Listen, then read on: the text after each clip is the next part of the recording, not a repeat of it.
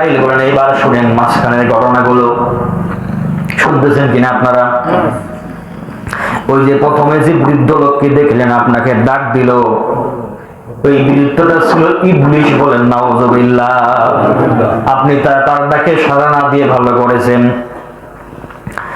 2 নম্বর যে বুড়িটা দেখলেন পড়ে যায় ভাব দুর্বল বুড়ি, ওই বুড়িটা হচ্ছে আপনার দুনিয়ার অবস্থা দেখানো হয়েছে, অর্থাৎ এই দুনিয়াটার বেশি দিন নাই, অতি শীঘ্রই দুনিয়াটা শেষ হয়ে যাবে। দুনিয়ার রূপটা আপনাকে দেখানো হয়েছে। সুন্দরী রমণী আপনাকে দেখেছেন, তার ডাকে আপনি সাড়া দেন নাই, তার দিকে তাকান নাই, না তাকিয়ে ভালো করেছেন। আপনি যদি সেই নারীর দিকে তাকাতেন তাহলে আপনার উম্মতরা নারী লোভী হয়ে পড়তো। বলেন নাউযুবিল্লাহ। নবীজি বললেন বুঝলাম, সালাম কে দিল? জিবরাইল বলেন যিনি যারা সালাম দিয়েছেন প্রথম জন আপনার জাতির পিতা হযরত ইব্রাহিম আলাইহিস সালাম, দ্বিতীয় জন হযরত মূসা আলাইহিস সালাম, তৃতীয় জন হযরত ঈসা আলাইহিস সালাম আপনাকে সালাম দিয়েছে। বলেন সুবহানাল্লাহ।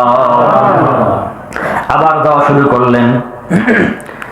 যাইতে যাইতে দেখেন একদল লোক, যাদের পাশে কেউ একজন দাঁড়িয়ে আছে, ওই মানুষটা তাদের মাথায় আঘাত করতেছে। আঘাত করার পর তাদের শরীর ক্ষত বিক্ষত হয়ে যায়, আবার ভালো হয়ে যায়, আবার আঘাত করে আবার ক্ষত বিক্ষত হয়ে যায়, এইভাবে চলছে। নবীজি জিজ্ঞেস করলেন এরা কারা? জিবরাইল বলেন সামনে চলেন।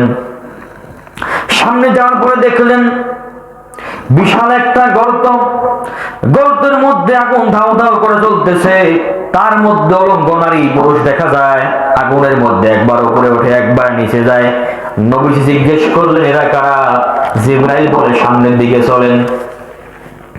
সামনে গিয়ে দেখেন একদল নারী, তাদের যে শরীরের সবচেয়ে সুন্দরতম একটা স্থান রয়েছে, ওই জায়গাটাতে অংশটাতে কিছু একটা বেঁধে রাখা হয়েছে।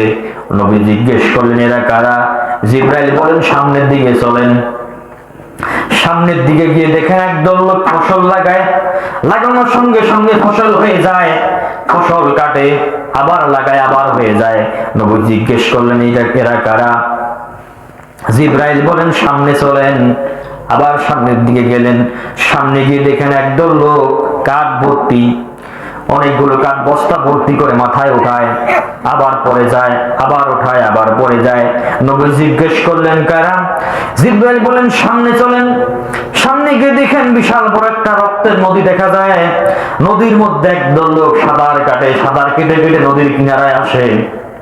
কিনারে আরেকদল লোক দাঁড়ানো, তারা পাথর মারে, পাথর মারার সঙ্গে সঙ্গে নদীর মাঝখানে চলে যায়, আবার আসে, আবার চলে যায়, এইভাবে কাছে আসে, আবার চলে যায়। নবী জিজ্ঞেস করলেন এরা কারা? জিবরাইল আলাইহিস সালাম